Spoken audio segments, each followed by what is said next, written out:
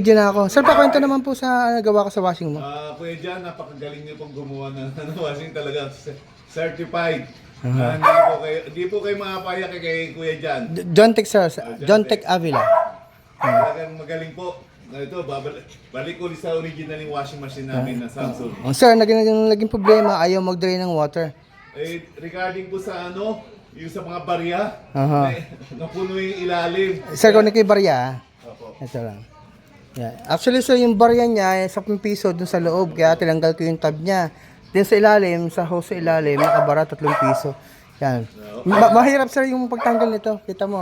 Bumalik nga po yung pagkatanggal nyo yung mga barya. Talagang ang hirap maglaba. Napakahina ng drain ng tubig. Opo, sir. Saka talagang bumabalik.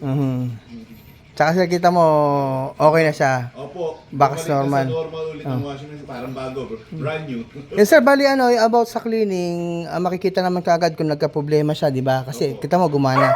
Pero bigyan ko kayo ng 2 months warranty. Thank you po, Sir Jan. 2 months warranty. Pero sir, sa barya, hindi Opo. Siyempre, panibagong usapan tayo dyan pag may barya na naman.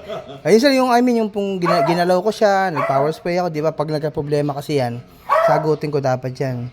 Yan. Thank you so much, sir. Thank you po, Sir. Sir Jan. Sir, anong day tayo ngayon?